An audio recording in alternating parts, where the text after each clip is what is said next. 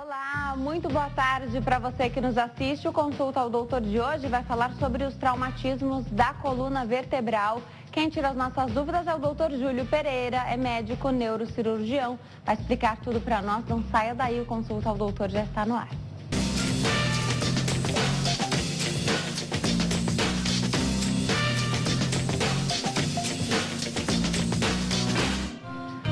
Olá para você que nos assiste de qualquer parte do mundo, o Consulta ao Doutor já está no ar hoje para tirar suas dúvidas sobre os traumatismos da coluna vertebral. A princípio você pode não entender do que se trata, mas você vai conseguir compreender com certeza ao longo do Consulta ao Doutor. Muita gente sofre com desconforto, né, dores nas costas, mas a gente quer saber o que isso pode implicar de repente em perda de movimento. Será que um trauma, uma batida de carro, por exemplo, um acidente, pode fazer com que as pessoas percam a movimentação? Paraplegia, tetraplegia, são possíveis consequências desses traumas, então, na coluna vertebral? A gente vai entender tudo sobre esse tema hoje aqui no Consulta ao Doutor. Olha que é difícil falar sobre esse tema, porque essas consequências não são fáceis, ninguém quer passar por essa situação, né? A gente sabe que hoje tem esforços de reabilitação muito grandes, né? Profissionais muitíssimo capacitados, e existe até um esforço e uma concentração muito grande para que já no resgate dessa vítima, para que não haja mais trauma. Então, consequência já na hora do resgate, de repente não tinha acontecido nada, na hora da remoção aconteceu ali mais um problema e daí viria então uma consequência. A gente vai entender tudo durante o programa de hoje, a gente tem tempo para falar sobre isso. Hoje eu tenho o prazer de receber aqui no nosso estúdio o Dr. Júlio Pereira, ele é médico neurocirurgião. Doutor, obrigada por ter vindo, adoro te receber aqui. Obrigado pelo convite, Denise. Esse tema, doutor, é denso, né? Porque é difícil falar sobre algo que ninguém deseja passar por um traumatismo da coluna vertebral, né? Dores na coluna, as pessoas sentem, né? As estatísticas mostram, todo mundo já sentiu, se não sentiu, vai sentir uma dor na coluna, mas quando é que essa dor ou um trauma pode fazer com que o nosso organismo perca os movimentos? A gente vai entender tudo aqui hoje. Obrigada, viu, doutor? Obrigado. Muito bom que você está aqui hoje. Vamos começar então, doutor. Essas dores que a gente sente na coluna, então, até você trouxe aqui os exemplos para mostrar os modelinhos. Ah, dor na lombar. Como é comum as pessoas se queixarem de dor lombar, né? Aquela dor que a pessoa sente muitos anos. Ah, às vezes até irradia para a perna, viu, Denise? Ah, pinçou aqui um pouquinho, parece um nervo. Isso pode debilitar a pessoa de certa maneira e gerar um trauma aqui do que a gente vai falar hoje? Perfeito. O que acontece? Nossa coluna ela é sobrecarregada durante toda a vida, né? Então, só para a gente colocar em números, quando a gente fala da população adulta, até 40% tem um episódio de dor lombar que precisa tomar um remédio por ano. Ou seja, é um problema muito comum a dor lombar. Então, a gente tem como se fossem dois tipos de doença. A doença que a gente diz que ela é crônica, ela é degenerativa, então assim, a gente força a nossa coluna, a gente faz nossas atividades, as atividades do dia a dia, isso vai sobrecarregando. E num determinado momento, essa coluna dá o sinal de alerta dela, que é a dor. Esse é um tipo de problema. Outro problema que tem sido muito frequente é o trauma. O que é o trauma? Você tem uma queda, uma pancada, a incidência tem aumentado muito, principalmente por causa dos acidentes automobilísticos. Então, o que a gente sabe de prevenção que existe, né? O beber não pode dirigir depois, tudo, mas a incidência ainda é muito alta. Então, alguns consideram esse trauma como uma epidemia que está acontecendo. Então, as pessoas se acidentam. Ou, nesse caso, geralmente o adulto jovem, ou o que a gente tem visto cada vez com mais frequência, o idoso.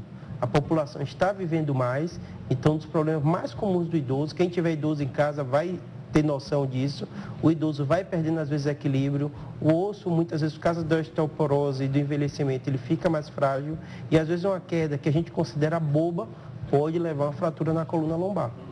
Tá. Vou chamar nossa equipe de reportagem que está nas ruas da capital paulista e hoje vai conseguir ilustrar bem aqui o nosso bate-papo. Roda a vinheta.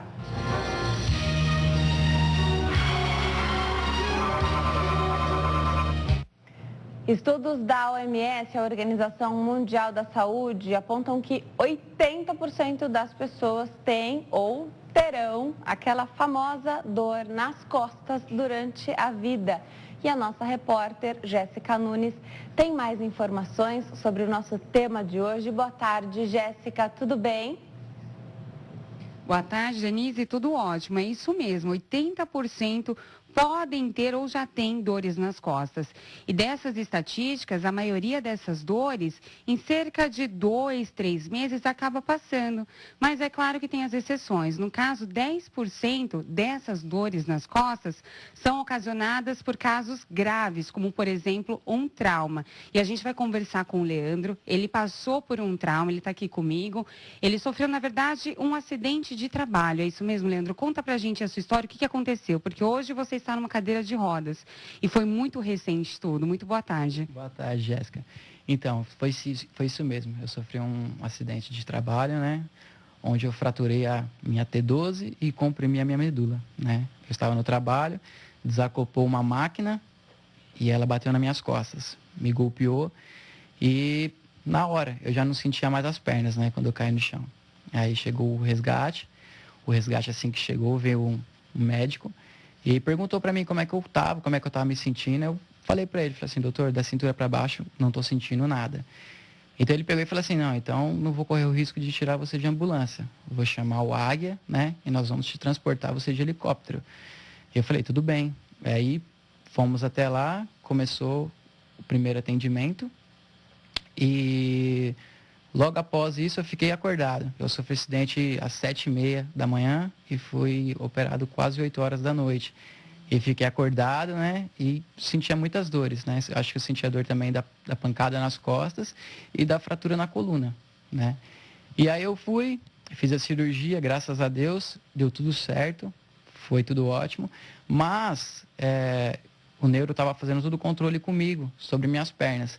E minhas pernas, em nenhum momento, elas correspondiam, né? Então, perdi o movimento das pernas e todo o processo da cirurgia eu era grau 0. Eu não movimentava nada nas pernas. Assim que terminou a cirurgia, fui para o quarto de UTI, né? Acordei. Quando acordei, tinha uma doutora também, da equipe também de neurocirurgiões, e ela perguntou para mim, falou assim, Leandro, levanta a perna. Minhas pernas levantavam. Então, ou seja, de nível 0, eu passei para nível 3, 4, né? Minhas pernas levantavam, levanta a perna direita, levanta a perna esquerda e conseguia levantá-las, né? E assim, ficamos tudo felizes, tudo contente, porque a minha medula, ela sofreu o impacto, né? Só que, graças a Deus, ela não chegou a romper. Então, ou seja, o modo de as pernas ter levantado já diz que a medula, ela está inteira, né? E a cirurgia foi um sucesso. Depois disso, no prazo de 72 horas, infelizmente, eu comecei novamente a vir perder meus movimentos, né? Um dia eu perdia dos pés, outro dia eu perdia das minhas pernas, panturrilha, outro dia eu perdi das minhas coxas, e enfim, aí eu perdi 2 dedos acima do umbigo. Eu não sentia nada, né? 0. E aí eu perguntei uma explicação, por que aconteceu isso, sendo que eu levantei minhas pernas, né? E assim, o processo da medula, quando você comprime ela, ela sofreu aquele trauma. Só que, quando descomprimiu ela, eu tinha os movimentos ainda, por quê? Porque ela não tinha a inchado no canal da vértebra. Depois que ela pegou e começou a inchar, começou a sofrer, né, as consequências do trauma, foi onde foi desligando. Aí, pouquinho a pouquinho, aí eu fui perdendo. Mas hoje em dia você tem um movimento, pelo menos até o quadril. Você conseguiu recuperar esse movimento graças à sua fisioterapia? Sim, foi isso mesmo. Então, eu desde o primeiro dia que eu fui para a UTI, eu já faço fisioterapia, né? E assim, essa dormência, ela é o seguinte, ela fica por alguns dias. Por exemplo, a minha, né? A minha eu tomava todo dia uma injeção que se chamava Clexane, para não coagular meu sangue. Aí todo dia alguém chegava assim pra gente, via aplicando na minha barriga, e falava assim, nossa, essa injeção dói, né? Aí eu não sentia nada, eu falei assim, não, mas eu não sinto nada. E aí foi indo, dia após dia, tomando aquela injeção. Teve um dia que eu senti dor. Aí eu falei assim, falei pra minha esposa, eu acho que eu senti dor. Ela falou, sério? Eu falei assim, vou esperar a injeção de amanhã para ver. Aí novamente veio no dia seguinte, aplicou, doeu. Aí eu falei assim, nossa, doeu mesmo. Aí eu falei pro enfermeiro, doeu? Ele falou, você tá sentindo? Falei, tô. No outro dia veio a fisioterapeuta, eu falei pra ela, falei assim, ó, é o seguinte, eu acho que minha sensibilidade está descendo. Ela falou, sério? Eu falei, então vou fazer um teste. Aí ela pegou gelo, passou e realmente tinha descido 4 dedos já a minha sensibilidade, né? E graças a Deus, hoje eu já tenho o controle do tronco, né? Para quem não conseguia ficar nem sentado, eu não conseguia ficar sentado, né? Eu jurava que quando eu saísse da UTI, eu ia chegar e ia conseguir ficar sentadinho. Não conseguia. Era 0, né? Então, o que acontece? Foi fazendo fisioterapia. Graças a Deus, com muito esforço, hoje, graças a Deus, já tenho o controle de tronco, já consigo ficar sentado, né? Consigo fazer todas as minhas coisinhas. Isso já fez uma baita diferença, principalmente com seus filhos, né? Que na hora que você já chegou, eles já sentiram uma diferença. Com certeza, foi exatamente. Nossos filhos na nossa vida é uma bênção. Inclusive, teve um dia que, acho que foi a parte mais difícil, assim, para mim, foi um dia que eu estava no hospital, minha mãe ligou para mim e falou assim, Leandro, o Luquinha quer falar com você. Aí eu falei, então coloca ele no telefone, mãe. E ele tava com uma vozinha assim, sabe, chateadinho. Aí ele falou assim, papai, posso te fazer uma pergunta? Eu falei assim, pode, filho, pode fazer. Ele falou assim, papai, é verdade que você não vai voltar mais a andar? Nossa, na hora que ele falou aquilo ali, parece que desabou tudo. Aí, sabe, fechei o olho, pedi sabedoria para Deus. Falei assim, Deus, por favor, me ajuda eu falar alguma coisa aqui para confortar o coraçãozinho dele, né? Aí na hora, já vi as palavras assim na boca e falei dessa forma assim para ele. Filho, o papai sofreu um acidente e machucou as costas. O papai vai ter que passar um tempinho na cadeira de rodas. Mas o papai promete para você que o papai vai voltar a andar. Eu bati assim, ó, e prometia para ele. Quando eu falei aquilo que, tipo assim, eu prometo para você, sabe, me encorajou de um jeito que eu falei assim, eu vou sair dessa, eu vou passar por cima disso aí. E na hora, a voz dele mudou, ele falou, tá bom, papai. E aí, tipo, pra tirar esse pensamentinho da cabeça dele, eu já brinquei com ele, falei, filho, papai vai para casa com cadeira de rodas, vai precisar de um cara forte para me empurrar. Você me empurra? Papai, pode vir para casa que aqui tem um cara forte para te empurrar. Aí eu falei, tá bom então. Ai, Leandro, quanta energia boa, pelo menos tudo bem, é uma situação muito triste, mas eu acho que o mais importante é a gente resgatar esse sentimento de força, de fé, de esperança e realmente, independente da força do paciente, da vítima do acidente, a família é a base. E é isso, por exemplo, que a Kelly fez. A Kelly é a esposa do Leandro. E Kelly, ele sempre foi assim, tão pra cima, tão esperançoso? Sempre foi. Ele sempre teve muita motivação, ele sempre foi um cara alegre, sempre feliz, sempre muito família. Ele sempre teve com a família presente o tempo todo. A gente sabe da importância da recuperação da família, aliás, da recuperação do paciente, da vítima, com a família. E sua rotina, por exemplo, Kelly, mudou totalmente. Vocês têm 2 filhos, agora você tem o seu marido que está paraplégico, mas você também não perde as esperanças e você mudou sua rotina porque você acredita sim numa vitória. Sim, com certeza, a gente acredita muito. Acima de tudo, a gente tem muita fé em Deus que o Leandro ele vai voltar. Então, eu faço por onde conseguir esse recurso para ele o tempo todo. Cuido, tive que aprender a ser enfermeira, tive que aprender um pouquinho de tudo para cuidar dele. E o que eu puder fazer, eu vou fazer para levantar ele de pé. Com certeza, não tenho dúvidas disso. Leandro, só para finalizar, para quem está passando, de repente, por uma situação como essa, para quem se vê parecido numa situação como essa, qual recado você deixa? Então, Jéssica, o que eu deixo para todo mundo, e eu faço questão que as pessoas vejam, que é o seguinte, eu quero mostrar para vocês a diferença da dor e do sofrimento, né? Então, vamos começar pela dor. A dor ela é o seguinte, ela tanto é física quanto emocional, né? Então, assim, física, né? Eu sinto dores ainda, algumas dores nas costas, tudo, quando eu levanto, quando eu deito, né? Quando eu vou fazer movimentos de torções, sinto dores. Emocionalmente, dói também quando você olha para o seu carro, você não pode andar. Quando seus filhos pedem para você pegar eles no colo, você não pode. Então, existem várias dores emocionais também.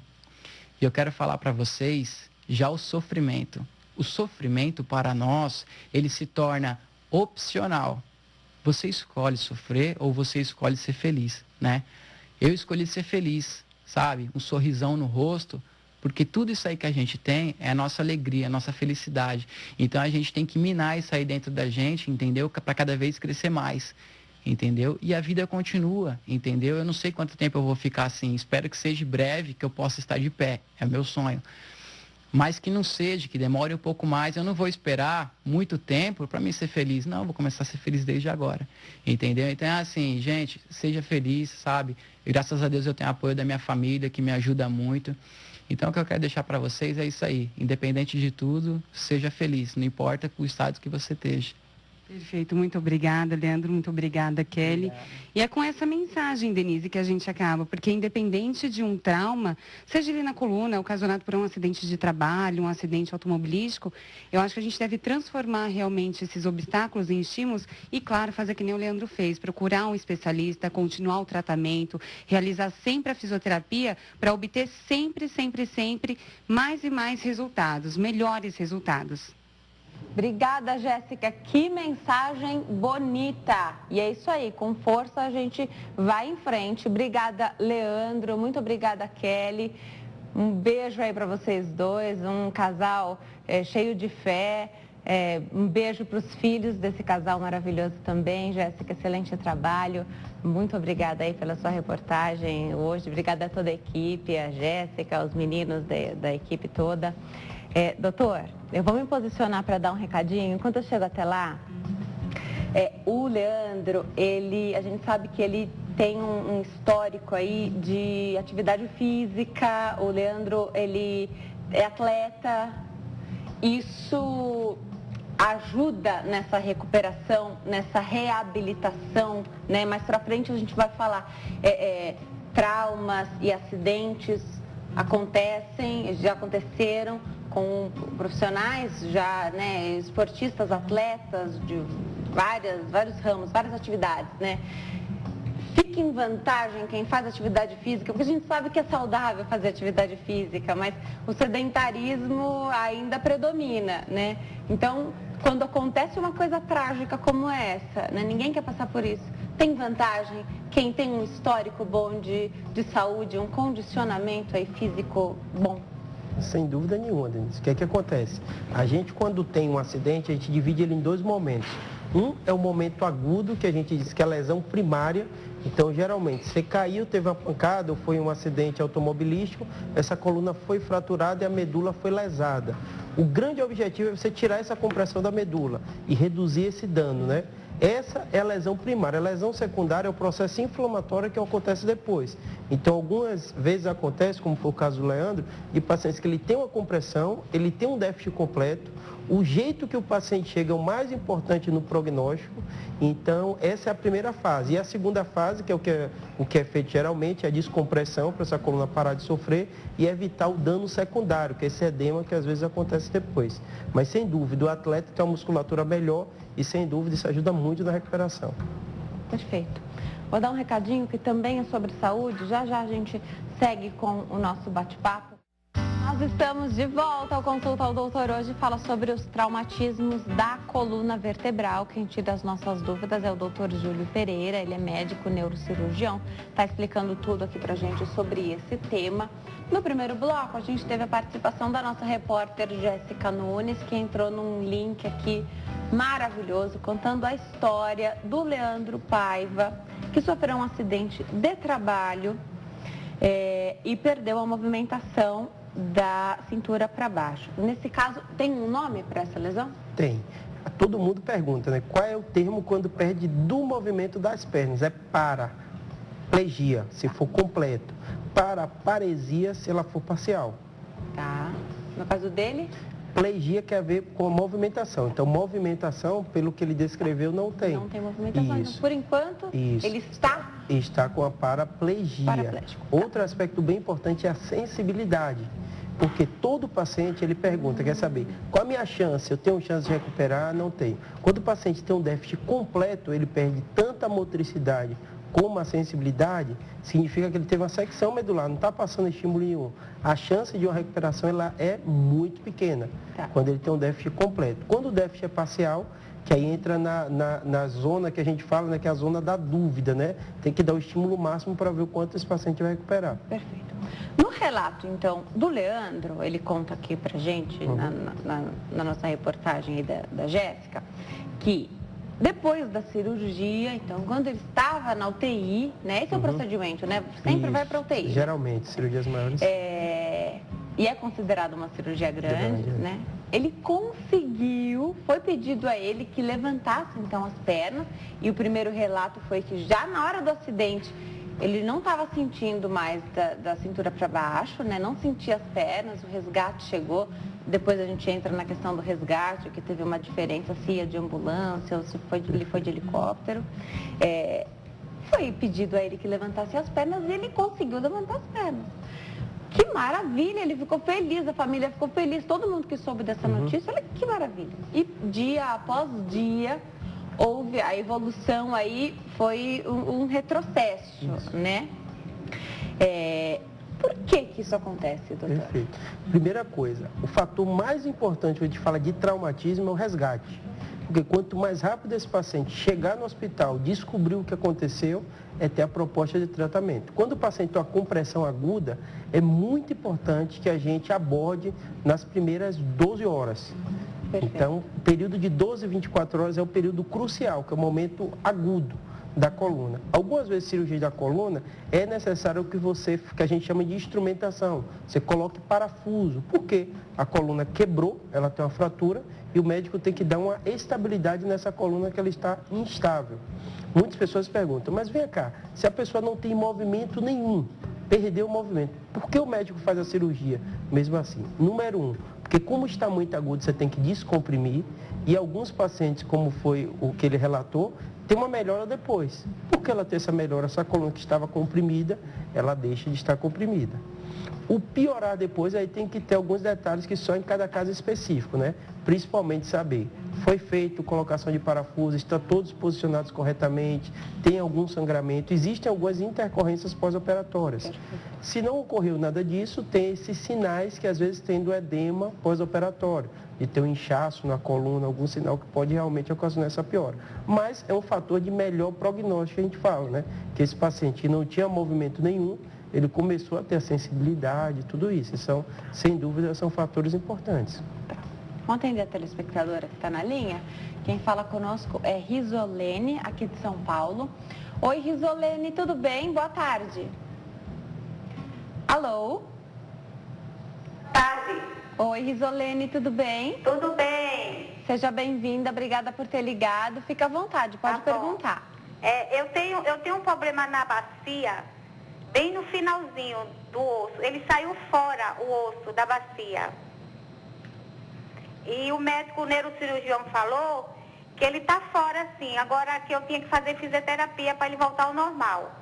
Para ver se ele volta ao normal. Se ele não voltar ao normal, eu tinha que fazer a cirurgia. Mas como mandaram eu embora da firma, eu perdi o convênio e fiquei parada. Não tenho mais como fazer o fisioterapia. E eu sinto muita dor. Não posso pegar balde, não posso pegar vassoura, rodo, que eu sinto dor. Eu queria saber se eu não fizer um tratamento, se vai se agravar esse caso. Obrigada, Risolene. Um beijo para você. Doutor, se ela não trata, ela pode inclusive perder alguma movimentação? Perfeito. Essa região que a gente fala do quadril ou da bacia, como ela referiu, é a região que tem muitos ossos, né? Tem os ossos da coluna e tem os ossos também do quadril. Então, de um modo geral, se o paciente tem uma queda, tem uma fratura, é tratado tanto pelo neurocirurgião como ortopedista, que é especializado em quadril. Então, de um modo geral, precisa de tratamento multidisciplinar. Quando não indicou cirurgia, porque às vezes a pessoa tem uma fratura ou tem uma luxação, como ela falou, deslocou e o osso volta para o local. É necessário uma reabilitação, fortalecimento dessa musculatura e muitas vezes não precisa de cirurgia. Mas do jeito que ela falou, é bem preciso, né? O médico indicou reabilitação e necessita, sem dúvida, acompanhamento. Lembrando para ela que no Brasil, mesmo quem tem convênio, tem direito à questão de procurar o Sistema Único de Saúde. Às vezes as pessoas ficam, obviamente, né, a gente sabe que não é fácil, né? Mas ela tem que ir no posto de saúde para ter o encaminhamento. Então, se ela ficar só aguardando, não vai chegar a isso. E no posto de saúde encaminha. E, de maneira geral, pode demorar, mas a pessoa consegue esse atendimento. E também você tem uma fila de prioridade, né? Então, você tem o que é mais urgente, tem uma fila que pode demorar para os casos menos graves, mas aquilo que é mais urgente, sempre sem dúvida. Tem o primeiro ali, né? Enfim. Deixa eu ver se eu entendi, doutor. Você deu um exemplo aqui, a coluna quebrou e aí está instável. Perfeito. Aí você trouxe uma estrutura aqui para a gente ver, né? No caso de uma coluna quebrada depois de uma fratura, Perfeito. o que... Sou leiga, tá? Então Claro, vou usar pode termos perguntar. aqui que talvez não sejam os ideais, mas Sem problema. a coluna é o que menos importa para você, o que importa é a medula, é Sem isso? dúvida nenhuma. O que acontece? Eu gosto de dar esse exemplo e trago esse modelo para o senhor entender. É como se fosse uma fiação, bem simples. Tá. O cérebro manda o comando, esse comando passa pela coluna cervical, torácica, lombar e vai saindo pelas essas raízes nervosas. Tá. Então você perguntou, paraplegia, tetraplegia, o que é? Depende de onde o comando foi desligado. Perfeito. Então se a pessoa teve uma fratura cervical, como é o caso da atleta, que ficou conhecido o caso, né? A Laís, né? Ela teve uma fratura cervical e ficou tetraplégica, porque o comando não chega. Ela tem músculo, ela tem tudo, mas os nervos não levam aquele comando para a musculatura. No caso que a gente viu, uma paraplegia é o quê? A parte motora está prejudicada porque o estímulo não chega. Então, é muito importante entender, primeira coisa, dessa diferença. Você perguntou, Júlio, por que o mais importante é a medula? Porque é a medula que manda o comando. Tá. Então, eu gosto de referir tanto a parte craniana-óssea, que serve como um capacete de proteção do cérebro, assim como a medula. Ela é tão importante que ela tem essa proteção toda óssea. Então, a coluna, ela faz o quê? Ela protege a medula. Além de dar sustentação ao nosso corpo, ela faz essa proteção da medula. Lógico que você mantém ela íntegra, você mantém também a protegida aqui, Perfeito, a medula. Perfeito. E o que todo mundo pergunta, eu sempre falo, o médico a gente ilustra a parte óssea, fala de medula, mas tem o quê? Tem toda a musculatura aqui por trás. Então, pessoas que são atletas, como você perguntou, eles têm uma musculatura melhor, então isso dá mais estabilidade e ajuda muito na parte da reabilitação. Perfeito. Hoje é obrigatório, é lei, né? Tem que usar o cinto de segurança, né? Tem regras também para crianças, bebês, recém-nascidos, para andar no banco de trás. Então, até uma determinada idade, né? Anda com o bebê conforto virado ao contrário. Perfeito. Isso tem uma lógica rodeada de estudos para proteger, inclusive, a coluna da criança, é isso? Sem dúvida nenhuma. Se a gente for olhar, se a gente for ligar qualquer canal, a gente vai ver a quantidade de propagandas que tem, né? Bebê não dirigir, use o cinto. E algumas pessoas perguntam, isso não é exagero, não? Não é. Se você for em qualquer pronto-socorro de qualquer cidade, grande parte dos pacientes jovens que vão chegar por acidentes automobilísticos. E, de um modo geral, a maioria dos casos tem alguém alcoolizado que ocasionou esse acidente. E o que você falou, o uso do cinto, ele é muito importante. O airbag, que em alguns locais isso é quase obrigatório, ele protege também muito, né? E a questão do limite de velocidade. Se você estiver a 140, 150, não tem mecanismo que vai te proteger num acidente desse. Então é muito importante as pessoas se conscientizar da velocidade, ter esses meios de segurança, o cinto, vamos dizer, o mínimo necessário, mas o airbag, isso ajuda muito, é provado disso, que melhora muito o grau de segurança também. Então, são dois fatores mais importantes. E criança, que a gente sabe, a cadeirinha, ela dá uma proteção grande, a coluna da criança, ela é sensível também. Mas, se você me perguntar, Júlio, de incidência, o que você vê mais comum, se chama acidente automobilístico, gerando tanto traumatismo craniano como da coluna. Mergulho em águas rasas, vocês não têm noção nesse período de verão, em qualquer hospital, quanta gente pega, pessoas que pegam um barco, vão para o meio do mar, não olham a profundidade, ou estão amigos brincando na piscina, jogam outro e tem uma fratura também. Então, são coisas que parecem banais, mas acontecem. E o quarto, que cada vez vai aumentando mais incidência, chama idoso. Então, se você tem um idoso em casa, um pai, uma mãe, um avô, uma avó, observe na casa se tem alguma coisa que aumenta o risco. E escada tem que ter corrimão, ele não está com o corpo tão jovem como ele tinha antes. O banheiro tem que ter cuidado para ver se o piso é adequado, se tem local para segurar dentro do banheiro. Porque assim, Denise, é impressionante quando a quantidade de acidentes. E ela contou o exemplo dela do quadril, porque o mais comum também é fratura de fêmur, que vem com frequência. Se o paciente tem uma fratura na coluna lombar, e o idoso, o osso dele é mais sensível, ele caiu e cai aonde o idoso mais comumente é dentro de casa. Ele fica dentro de casa o dia inteiro, ele muitas vezes, né, sai, tem uma movimentação boa, mas quando ele chega em casa é como se ele tivesse relaxado, né? Que é o ambiente dele, mas o corpo dele não está igual. Eu não sou absolutamente nada aventureira, né? E quando você fala de mergulho em águas rasas, né? Às vezes a pessoa fala, mas eu vou pular daquela pedra, o lugar é lindo, a foto é maravilhosa, mas aquilo me dá até um gelo, assim, na espinha, porque eu não procuro uma emoção como essa, né? E aí, um grande erro das pessoas é achar que isso também não acontece, um acidente também não acontece na piscina do prédio, na piscina da casa de veraneio, né? Então, algumas brincadeiras que não costumam terminar bem e que às vezes terminam de maneira muito trágica, né? E que estão dentro de casa, não é brincadeira, né? Então, vamos lá. Eu vou me preparar para dar um recadinho. Enquanto eu chego até lá, aconteceu um acidente. Então, um adulto foi empurrado, jogado na piscina, caiu de pé, não estava esperando e na hora sentiu ali, caiu na piscina, não estou sentindo as pernas, afundou, enfim.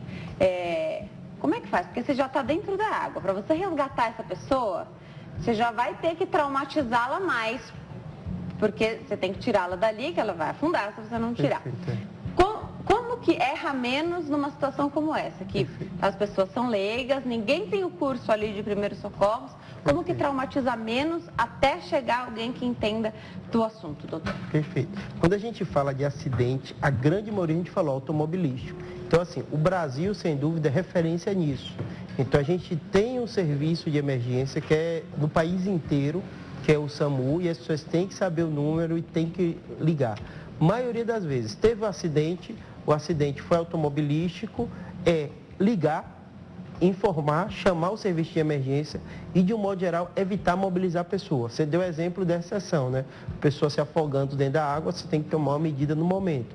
Posteriormente, tirou da água e deixar a pessoa com menos movimentação possível, principalmente se ela estiver referindo dor em alguma dessas regiões. Mas a mensagem que eu fico a maioria das vezes caiu, está no ambiente, num local seguro, né? Deixar a pessoa com a mínima movimentação possível e chamar o serviço de emergência, principalmente se tiver uma perda de força, se esse paciente tiver dor, referindo dor na coluna. Doutor, essa falta de movimentação, então, gerada após um trauma, pode ser temporária? Então, a pessoa queixou, está desesperada, foi ao hospital e depois ficar constatado que não foi esse o problema. Pode ser temporário? Perfeito, Denise. Excelente pergunta. Todo paciente, primeira coisa, quando ele tem um trauma, a família e ele está preocupado com o quê? O risco de vida que ele tem, né? E o que é necessário ser feito. Passou essa fase inicial, atendimento inicial, procedimento, se for necessário, cirurgia é feita, todo mundo pergunta sobre o prognóstico neurológico. Infelizmente, a gente tem fatores que podem ajudar a gente a definir se o prognóstico é bom ou ruim, mas ninguém consegue precisar, dar uma certeza absoluta desse paciente, se ele vai ter uma recuperação completa ou não. O que acontece? Nossos neurônios, eles não se regeneram, não se duplicam. Então, o que a gente tem é o que a gente chama de plasticidade. Então, muitas vezes, um neurônio na região ela é morta, ele morre, ele não está funcionando, mas outra região começa a cumprir aquele papel. Daí a importância da fisioterapia e da reabilitação. Então, mesmo quando o paciente está sem o movimento, perde, ele tem que começar, como foi falado, né, no primeiro dia já começa a reabilitação. Por quê? Porque a gente não consegue precisar qual paciente vai ter a recuperação, o grau de recuperação que ele vai ter, porque o corpo da gente precisa um tempo para ver. Então, o mais importante é o grau de lesão que foi, se ela foi completa ou não, tem sensibilidade ou não. Se ela foi incompleta, a chance de recuperação é melhor, mas realmente só o tempo vai dizer o quanto esse paciente vai melhorar. Perfeito. Então, vamos lá. Agora a gente vai entender como é que acontecem, então, as lesões na medula espinhal. Depende da localização desse trauma. Perfeito. Então, em que parte da coluna vertebral o trauma aconteceu. Né? Então, daí vem quais são as consequências disso. Quanto mais para cima, perfeito, menos movimentação do corpo a pessoa pode ter, perfeito, né? Correto. Mais para baixo, alivia um pouco mais. Agora, a gente falou do caso de quem faz atividade física, os atletas. A gente nota um dia a dia de fisioterapia realmente duro. A gente não está falando de uma fisioterapia leve, não, doutor. realmente um esforço ali diário para você mexer um pedaço de isopor.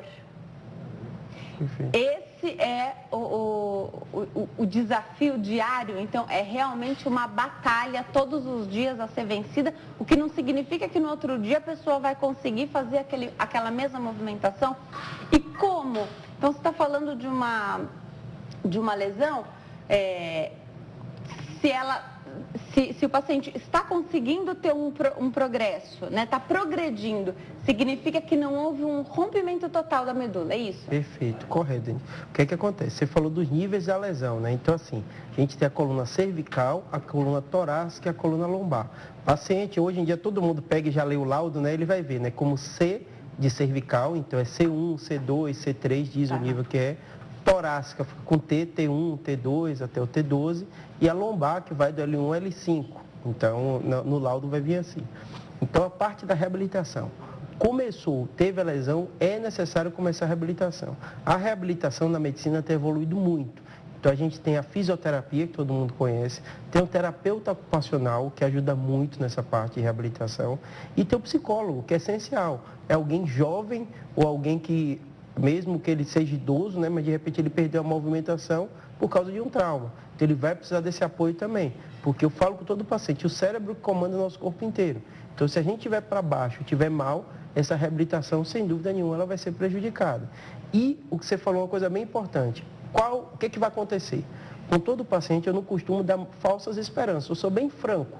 Mas o que eu falo nessa minha franqueza, eu falo o seguinte, não dá para a gente se planejar para daqui a 5 anos o que vai acontecer com você. Perfeito. Então a gente tem que fazer o planejamento. Primeiro planejamento é, precisou de cirurgia, não precisou. Precisou, é o risco de qualquer procedimento cirúrgico, a gente sabe que existe. Passou por essa fase, vem a fase de reabilitação. Todo paciente pergunta, Júlio, ou o médico que está acompanhando, né? O que vai acontecer? Eu vou melhorar ou não vou melhorar? Eu falo, não dá para precisar isso. A gente vai ter que dividir em etapas. Então, você vai estar passando essa etapa inicial, como você falou, né? Os 3 meses iniciais são os mais difíceis, que é fisioterapia, terapia ocupacional. Muitos pacientes precisam da hidroginástica ou da musculação. A musculação fortalece a musculatura também. E aí depois vai fazer essa reavaliação, né? Com o exame de imagem, se for necessário, e ver como está sendo esse progresso. E é impressionante, a gente que lida com isso todo dia, como a gente se surpreende. Pacientes que muitas vezes você não imagina ter uma recuperação e eles recuperam, e pacientes que muitas vezes eles estabilizam, eles não têm melhora no decorrer do tempo. Mas o que eu falo para todo mundo é, o que eu falo não ter melhora, quando eu converso com a família, ele percebe o quanto ele melhorou. São detalhes que para a gente que está com a movimentação completa e perfeita, a gente não nota, mas para o paciente, né? O andar, é o sentar, é a mobilidade que ele vai ter, isso faz uma diferença incrível na vida dele. Tá. Doutor, a gente estava até comentando aqui fora do ar, como, e você deve sentir isso no teu dia a dia, como é diferente a pessoa que tem fé, o paciente que tem fé e o paciente que não tem. O paciente que tem fé sabe que quem dá a resposta final não é nem você, nem o outro colega, nem a própria pessoa, né? Então, o caminho parece que vai, mas nunca é leve, né? Mas não está nas mãos das pessoas, né? Então, faça a sua parte, mas a gente está caminhando aí com fé, que é acreditar naquilo que a gente não consegue ver, né? Perfeito, então, né? Primeiro você pisa, depois Deus coloca o chão, né? Agora, e comprovado, né? Que as pessoas têm melhores resultados quando acreditam. Perfeito. Agora, mesmo quando você sabe que o prognóstico não costuma ser bom, porque aquela lesão não tem um prognóstico bom, as mínimas conquistas fazem a diferença, né? Então, o paciente que teve realmente a dificuldade, mas conseguiu sentar, o nosso convidado falou, conseguir sentar, né? Então, a facilidade ali, de repente, olha, eu consegui. A própria, quem sofreu com a tetraplegia, que tem dificuldade respiratória, inclusive, né? Vezes, Então, a respiração ficou melhor, e isso já é um alívio muito grande, né? Poucas coisas já vão fazendo a diferença, né? Então, alguns que para nós, né, são detalhes, para a pessoa já é uma coisa muito grande. É assim que a pessoa passa a enxergar a vida e o dia a dia depois? Perfeito. Como eu lido com isso o dia inteiro, né? Eu estava voltando ontem do consultório, estava imaginando justamente isso, né? Que foram um dia que teve muitos pacientes que passaram por momentos difíceis e o que você percebe? Eu falo que vida é adaptação. Então a gente nasce, a gente vai se adaptando, né? Vai para a escola, depois cria independência, depois vai morar sozinho, nunca é fácil. E dentro desse momento a gente vai ter doença, todo mundo vai ter. Não é fácil quando a gente vê casos de pessoas jovens e tem acidentes, né? É chocante para a gente ouvir, ela de repente perdeu o movimento. Mas vida eu digo que é adaptação. E eu falo que eu divido de forma simples 2 tipos de pacientes. Aqueles que pegam um problema e conseguem impulsionar ele para cima. Alguns falam, mas é possível, Júlia, alguém ter uma doença grave? Eu já vi de tudo na minha vida. Já vi pacientes que tiveram um problema gravíssimo, passaram em concurso de vagas especiais e mudou a vida completamente dele para melhor. Já vi pacientes que do ponto de vista científico, óbvio que a gente trabalha em porcentagem, não tem como a gente dizer se aquela pessoa vai melhorar ou não, né? Que às vezes tem a mania de dizer, o médico disse que é impossível. Exatamente. Não existe, é muito raro a gente falar hoje na medicina que é impossível a gente acontecer algum tipo de reabilitação, que às vezes acontece. É fora do comum, mas pode acontecer. E pessoas que pegam aquela esperança, pequena ou não, e transformam, né? E tem pessoas que ocorre completamente o oposto, que elas veem aquele problema e conseguem transformar aquele problema maior ainda, né? Porque realmente não é fácil ter um acidente e parar de andar, não é fácil descobrir um tumor, não é fácil. A gente já falou de tumor cerebral aqui também, né? Então, são problemas que acontecem, todos nós vamos adoecer, mas eu gosto de diferenciar porque no dia a dia a gente vê. Tem pessoas que pegam esses problemas e, sem dúvida, elas têm um impulsionamento, e é difícil, é estranho até falar isso, mas são pessoas que elas se adaptam tão bem que elas conseguem ter uma qualidade de vida muito boa, apesar da debilidade que aquela doença levou para ela. E você falou que é difícil falar isso, e é mesmo, e até você ouvir isso da outra pessoa, né? E eu já ouvi isso da boca de pessoas que hoje estão na cadeira de rodas, que disseram, hoje eu sou uma pessoa melhor. É incrível, mas hoje eu sou uma pessoa melhor, né? Então é chocante você pensar que precisou acontecer um acidente, uma fatalidade para que a pessoa enxergasse de outra maneira, mudasse, enfim. Edinaldo está na linha, a gente conversa com ele falou do Rio de Janeiro. Oi, Edinaldo, tudo bem? Boa tarde. Boa tarde, tudo bem? Seja bem-vindo, obrigada por ter ligado, fica à vontade, pode fazer a sua pergunta. Eu gostaria de procurar o doutor a respeito de um acidente que eu sofri e eu cheguei a fraturar a coluna lombar na L4 e L5. Eu perdi o movimento da perna, perdi, assim, a perna, ela secou um pouco, né? Eu perdi um pouco de sensibilidade na perna, no pé, esse negócio. Aí fiz fisioterapia, mas eu ainda sinto dor na coluna durante o acidente foi em 2008, mas até hoje eu ainda sinto dor, sinto formigamento na perna, no braço esquerdo. Queria saber dele. Obrigada, Edinaldo, doutor. Então, perfeito. O que é que acontece? O nível é uma das coisas mais importantes. Então, quando ele fala coluna lombar, L4, L5, a gente sabe que nessa região já não existe mais medula. A medula, ela acaba em L1, L2, mais ou menos, e aí continua a raiz. Então, uma fratura mais para baixo, teoricamente, é melhor, porque a raiz, ela pega, só que, infelizmente, a raiz, ela é muito sensível. Então, muitas vezes, os pacientes que têm lesões radiculares, eles têm muita dor que a gente chama dor neuropática, que é como? É como se os nervos eles fossem cicatrizando e deixam algumas cicatrizes que o estímulo sensitivo pode levar a dor. Então, a causa comum do paciente ter uma dor que a gente chama dor crônica. Então, pacientes como ele, eu sempre falo, é importante ter o neuro acompanhando, mas muitas vezes é importante ter o médico da dor. Qual a diferença do médico da dor, do neurocirurgião? O médico da dor ele está focado na dor. Então, eu tenho alguns pacientes que, assim, eles recuperaram completamente, a motricidade está boa, a sensibilidade, mas desenvolveram dor crônica. Dor crônica por quê? Ou porque o nervo foi lesado e nessa reabilitação dele ter estímulo contínuo de dor. Então, eu acredito que para ele vale a pena conversar com o médico que acompanha ele, ver o especialista também, muitas vezes, de dor, que é o médico que trabalha com dor, Alguns pacientes perguntam, mas existe isso na rede pública? Existe. Aqui em São Paulo, os hospitais e escolas, USP, Unifesp, Santa Casa, sem dúvida, eles têm também especialista de dor que faz esse acompanhamento. Então, não é porque foi 2008 que já era, né, que ele vai ter que conviver com dor. E dor, a gente sabe, como ela é subjetiva, muitas pessoas elas vão deixando para lá.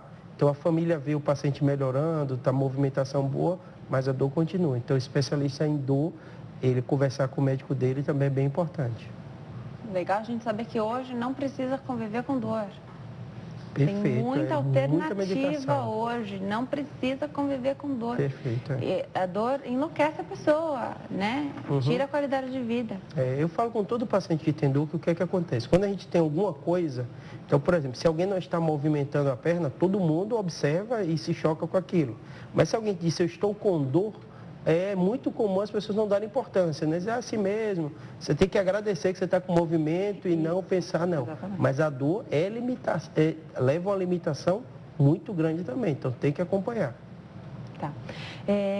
Doutor, preciso ir para o intervalo, né? Vamos para o intervalo? No próximo bloco, doutor, vamos abordar as questões, então, de como que podem acontecer, principais causas, então, de trauma na coluna cervical, tá? Que, pelo que você explicou pra gente, é motivo de grande preocupação, porque aí os movimentos, você perde maior parte de movimento ainda, Tudo né? bem. Então já você conta pra gente o que pode causar uma tetraplegia, né? E como seria um passo a passo aí de recuperação. Muita gente precisa fazer a traqueostomia. Quando é isso, esse é o respira, às termo, vezes né? está correto. Já, doutor Júlio vai explicar pra gente, não sai daí não, até já.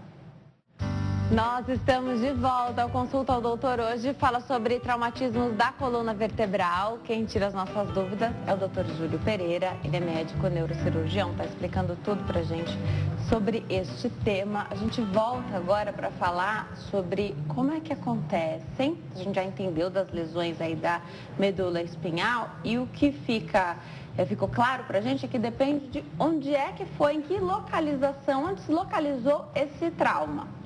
Quanto mais para cima, então se for na cervical, na coluna cervical, mais grave é o problema.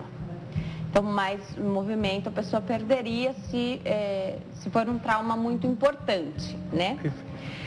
E o que é que causa, né, quais são as possibilidades aí, o que acontece mais de problema na coluna cervical, doutor? Perfeito. Se a gente for ver tudo que a gente falou e as perguntas dos telespectadores, foi aonde? Lombar.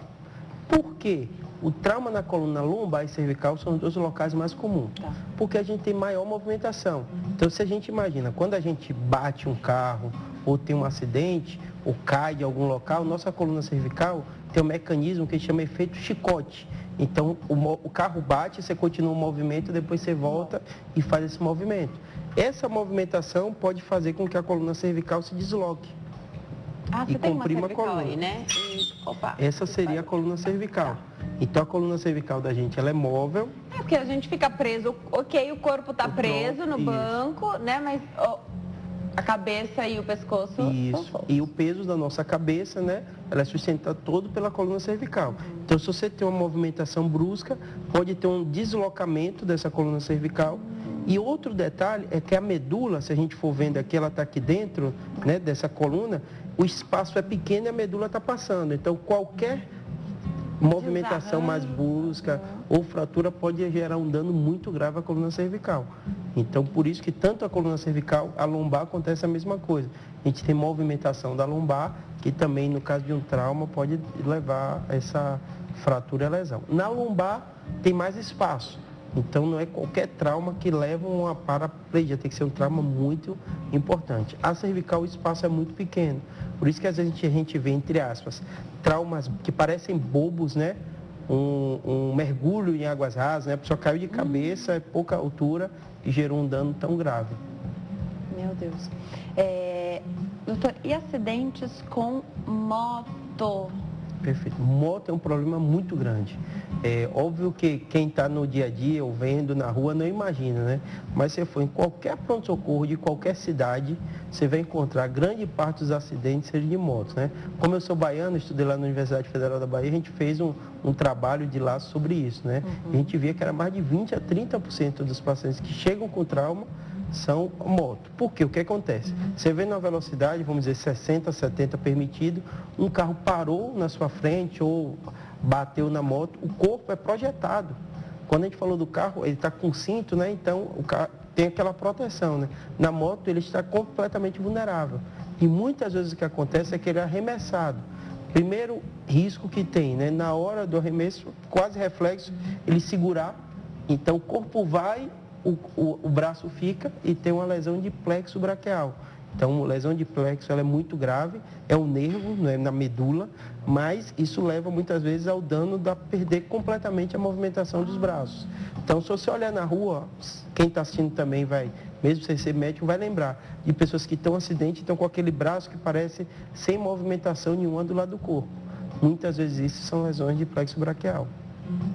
É bem comum.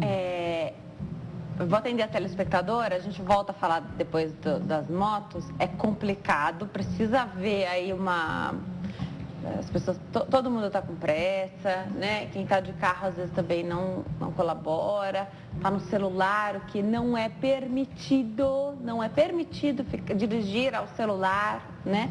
Então aí de repente há um desarranjo, você não viu a moto, né? E aí os acidentes acontecem dessa maneira.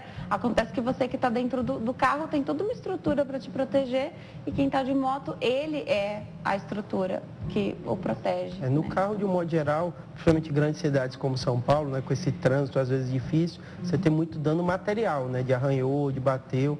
No caso da moto, não, que é o de menos. No caso da moto, é o contato direto, né? Pessoa, né? Eunice está na linha do Grajaú, aqui em São Paulo, fala conosco. Oi, Eunice, tudo bem? Boa tarde. Boa tarde, oi. Seja bem-vinda, obrigada por ter ligado. Fique à vontade, pode fazer sua pergunta. Eu gostaria de fazer pergunta a ele, por que eu não sofri acidente. Eu, desde 2012, descobri que eu tenho falta de cálcio. Continuei trabalhando, né? Tentando manter a minha vida normal. Aí, um dia senti muita dor nas pernas e nas costas. Fui no pronto-socorro, o médico me tratou como se fosse uma dor muscular. Mandou para casa. Depois de 5 dias, eu retornei ao serviço, né? Eu me curvei e caí.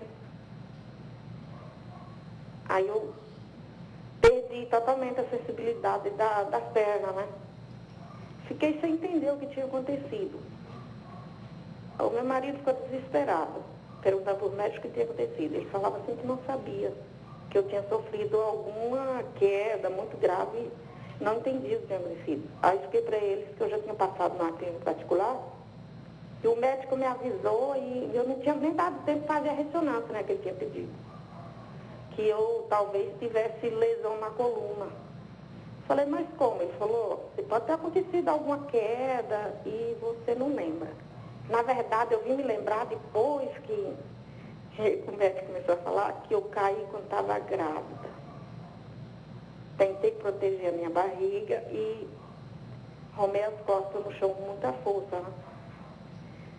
Aí ele mandou fazer ressonância e meu marido tentou na República, conseguiu fazer particular, né? Quando veio a notícia, ele ficou desesperado.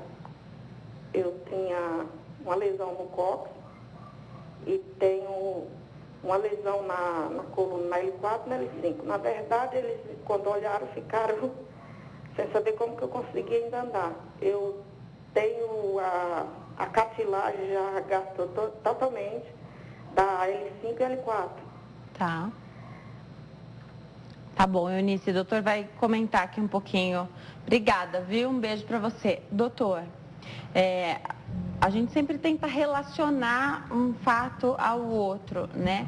Ela fala do posicionamento aí da lesão na lombar, não tem o risco da medula mais, né? Isso, é.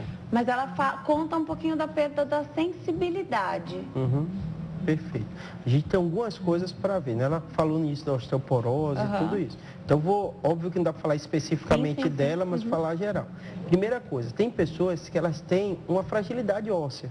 Então, são coisas que a gente chama fraturas patológicas. Como assim? Alguém não tem uma queda para explicar e, de repente, aparece uma fratura. Pode ser pessoas que têm osteoporose, têm essa fragilidade. Então, traumas mínimos, que são coisas do dia a dia, o subir, o fazer um esforço, aquele osso já frágil, fratura, acontece. Pessoas que têm outras doenças que geram problema nos ossos, vou dar exemplo, né? Metástases vocês podem dar uma imagem no osso e aquele osso está frágil, porque tem um tumor e tem uma fratura também, é outra possibilidade. E tem o que é muito mais comum, casos como ela refere, que são pessoas que elas têm uma doença degenerativa, o desgaste. Então ela tem o desgaste de uma vida inteira. Por quê? As pessoas perguntam, Júlio, mas eu não tenho muita atividade. É genético, né? Às vezes a pessoa tem uma genética, tem uns hábitos de vida e a coluna dela é uma coluna mais desgastada. E ela faz algum movimento, ou tem um trauma menor, faz uma movimentação e é o famoso, como falou, travou a coluna, né? Ela não consegue se movimentar. Por quê? Quase o reflexo, né? Sua coluna ou sua raiz foi comprimida por uma hérnia de disco, que é o mais comum, ou por outro desgaste. Dá uma alteração de sensibilidade, que é o que ela falou, a sensibilidade na perna, e muitas vezes é por quê? Porque ela já tem uma doença degenerativa, que não é daquele momento, né, por causa de acidente, e precisa ser trabalhada. Como é trabalhada? É o que ela já falou, né? Fazer os exames de imagem, o médico vê muitas vezes com a ressonância, que é melhor para a gente ver as partes moles, ver se tem hérnia, se não tem, se precisa de cirurgia, se não precisa. E 90% das vezes, as doenças degenerativas, o tratamento é reabilitação. Então, não precisa de nenhum procedimento, esse paciente vai se reabilitando. Então, o mais importante para ela é procurar um médico especializado em coluna, que pode ser um ortopedista, pode ser um neurocirurgião, e fazer esse acompanhamento, para justamente avaliar. Foi fratura mesmo, é doença degenerativa só que ela tem, precisa de algum procedimento específico, ela tem alteração de sensibilidade, né? Então, tudo isso o médico vai olhar junto, vai examinar ela e tomar a decisão. Isso, sem dúvida, é o mais importante, consulta o médico para ela avaliar ela. Doutor, voltando à questão das motos, não tem uma jaqueta que seja mais robusta e com uma armação própria e é como se fosse algo protegendo a coluna desse piloto, ou um capacete diferenciado, porque a gente sabe que o capacete tem a sua função, mas ele protege a cabeça, o pescoço fica de fora, me corrija se eu estiver errada, até porque precisa da movimentação, né? Mas queria entender se não tem nada chegando, ou que você saiba mais tecnológico que pudesse, sei lá, ao impacto inflar e, sei lá, pudesse ajudar também quem pilota as motos aí pelo Brasil, né? Eu tenho muito amigo, Denise, médico, até neurocirurgião com isso que tem moto. Eu falo para ele, eu não consigo entender eles. Porque, obviamente, tem a questão de custo, né? Tem pessoas que, para comprar, tem que ser um transporte que seja mais barato, né? E, realmente, às vezes é difícil. É difícil a gente colocar no lugar do outro para entender por quê. Mas, falando do ponto de vista médico e de acidente, quem passar um dia que seja, 2 dias no pronto-socorro, vendo a quantidade de acidente de moto, ele se assusta. Porque o grande problema é, às vezes, ele está fazendo tudo corretamente. É um pequeno desleixo, descuido, ou não viu o que acontece. Na moto, tudo tem um impacto muito maior, né? Porque a pessoa é projetada, pode vir outro carro de outra região e colocar. Então, assim, eu desconheço qualquer mecanismo que aumente muito a segurança numa moto, né? Mas fica a dica aí. Porque realmente, assim, é bem pessoal o meu, né? Realmente, moto eu sou assustado, porque eu acho que o risco é muito elevado, né? Mas, obviamente, né? É legal, as pessoas andam. Esses colegas que eu te falei andam há anos, nunca sofreram acidente, mas eu sou bem reticente porque eu sei que qualquer bobagemzinha, né, que aconteça pode ter um dano muito grave. Agora, e a bicicleta que você olha é tão inofensivo e agora tem tanto espaço para se andar de bicicleta, né? Também pode ser um perigo, porque acidente também acontece de bicicleta, Acontece, né? A bicicleta tem a primeira vantagem porque a velocidade é muito menor, né, do que uma moto consegue alcançar. Mas, sem dúvida, a bicicleta tem que ter as proteções, né? Tem um capacete específico. Qualquer meio de transporte, né, que você não fica 100% protegido, como dentro de um carro, ele tem um risco, né? As ciclofaixas e tudo, tem a grande questão que tem que ter o cuidado com as saídas de carro, né? Então, a gente, obviamente, né, aumenta o meio de transporte, se aumenta também a quantidade de acidente. Mas é necessário usar, sim, as proteções todas, mas moto, ou bicicleta, a gente também tem visto mais acidentes.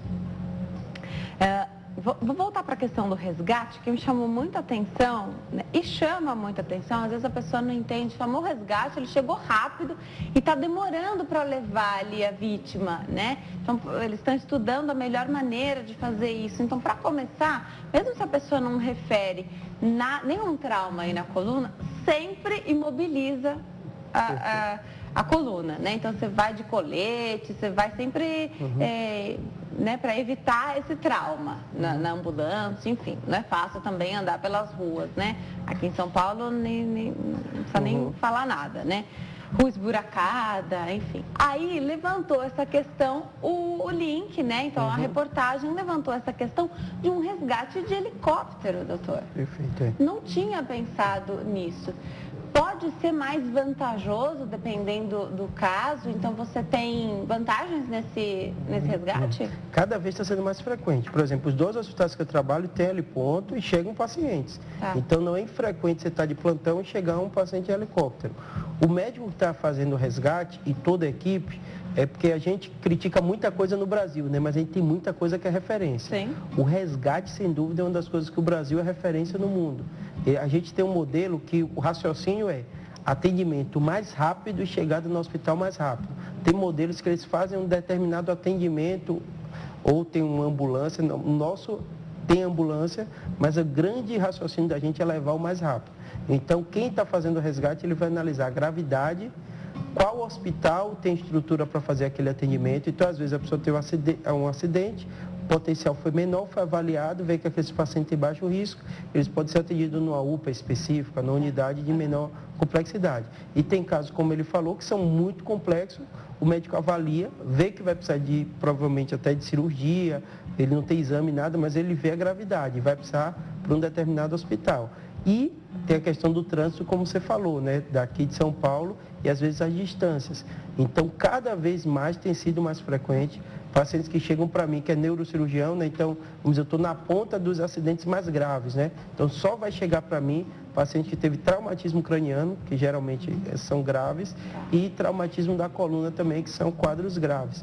Então, esses pacientes, muitos deles, e com incidência cada vez maior, eles estão chegando sim de helicóptero. Então... Porque por mais que você observe, e há um esforço muito grande, né?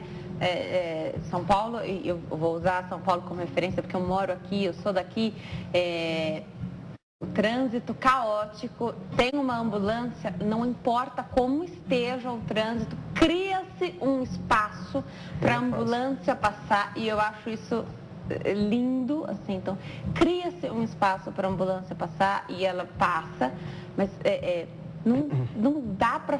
A gente faz o que pode, mas você não consegue fazer um milagre, né? Então, às vezes você demora mais tempo, né? Às vezes a ambulância pega um caminho, daqui a pouco você já alcançou de novo, né? E você não tem a vantagem de cortar como a ambulância tem. Então, você vê que realmente a situação tá crítica, né?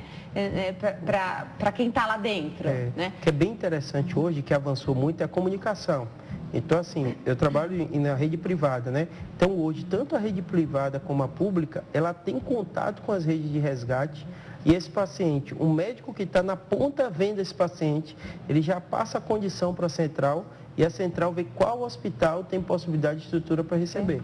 Então, assim, aqui no Brasil isso funciona muito bem. De forma que ele não vai chegar no hospital para receber uma negativa, por exemplo. Uma negativa, ou a pessoa que está lá. Então, de um modo geral, o processo, quando já chega, já sabe o que se trata, vê para onde vai levar. Então, toda a cadeia que vai ter contato com aquele caso, ele é informado. Então a gente tem várias críticas, né, sistema de saúde e tudo, mas o sistema público, sem dúvida, no Brasil, ele é referência nessa parte que chama de resgate, onde todo mundo vai ser atendido. Se você tiver plano, se você não tiver, se for muito rico, você não for, você teve um acidente, vai ser o resgate, o SAMU vai chegar, vai ter toda essa cadeia, então isso é muito interessante no Brasil. Perfeito, essa comunicação melhorou muito, né? Está muito avançada hoje para que esse resgate aconteça da melhor maneira. Perfeito. E vai de helicóptero também, independente se é público ou não. Privado, é. Que outra coisa interessante, para a gente imaginar, e eu falo, eu sou jovem, né? Em pouco tempo era uma regra, né? O paciente se acidentou, tendo plano, ele vai para o hospital público. Hoje não, hoje já consegue, isso é interessante para a rede e para a economia também do sistema público, né? Levar alguns pacientes, se ele tem um convênio, é possível, e o hospital tem estrutura, levar ele diretamente para o hospital. Para onde ele tem a possibilidade. Ele tem a possibilidade isso de ser atendido. Ajuda muito. É. Senão existe o gasto também de fazer essa remoção depois. Depois, né? E o onera também o sistema público, né? Lógico, você já tem essa possibilidade já fazer. Para encerrar, doutor, queda de laje chama atenção também? Talvez não seja o caso aqui de São Paulo, mas pelo Brasil inteiro, sim, perfeito, né? Como eu sou baiano e fiz minha faculdade lá, né, depois vim para cá, você percebe, principalmente Salvador, Bahia, né, Rio de Janeiro, locais de praia é muito comum, as pessoas às vezes fazem aniversário, ou os amigos vão brincar numa laje e não ter aquela proteção, aquela estrutura. Então a gente vê uma frequência muito grande, crianças que estão brincando, né, e distraída, não tem o limite, não tem o preparo daquela laje para receber isso e a criança cair. Então é um caso gravíssimo, para os pais principalmente, tem que lembrar, né, a gente usa o termo acidente, mas muitos dos acidentes é possível a gente prevenir. Então a gente já falou da bebida alcoólica, falou que criança tem que ser observada, então a altura, a laje, tem muito cuidado com isso. Tem que preparar o ambiente, principalmente crianças menores de 4 ou 5 anos que não têm noção, às vezes, de perigo, de altura, tem um cuidado muito grande. E a questão dos acidentes que a gente falou, né? Automobilísticos, ciclísticos, o que acontece? A gente tem que ver. População jovem, Denise, olha a importância do tema que a gente está falando aqui. Menos de 40 anos, o que mais mata no Brasil se chama traumatismo craniano, que é mais grave, e as sequelas que às vezes a gente vê no traumatismo da coluna também. Então esse tema aqui, menos de 40 anos, é um dos temas mais importantes que se tem. Perfeito. Acontece em criança também, você falou, né? Queda de laje, esses acidentes que poderiam ser evitados. E na criança não é menos grave do que no adulto. Sem dúvida. A criança, ela tem o grande problema, muitas vezes disso, né? O atravessar a rua tem que ter muito cuidado, tem que estar com o adulto próximo. Aqui em São Paulo, a realidade que a gente vê muito é a questão de rede de proteção. Tem que ter. Teve criança, tem que ter rede de proteção. A janela só fica fechada porque é do banheiro, é da varanda. Não, tem que ter proteção e tem que imaginar que pode acontecer. E olha, vale o alerta, tem prazo de validade a rede de proteção, tem que ter manutenção, tem que saber quando é hora de trocar, colocar uma nova também. Perfeito, não correto. É para sempre a rede de proteção. Correto. Né? Acho que vale isso também pensar. E ter muita preocupação, porque muitas vezes casos que a gente vê, sai na imprensa tudo, é na mudança, é o pequeno detalhe que o pai e a mãe não observaram e pode ter um acidente fatal. Doutor, obrigada por você ter vindo. Eu vou deixar os contatos aqui. Eu sei que você que está em casa também adorou. 0 operadora 11 3141 9550 e 3141 9553. Doutor, volte sempre. Obrigado. Adoro os temas que você sugere também, sempre muito atuais. Sempre convidado a voltar aqui ao consulta, obrigado. Viu? Tá bom, obrigado. Bom fim de tarde. Você também. Obrigada a você que escolheu ficar bem informado aqui conosco hoje. Fiquem com Deus. Tchau.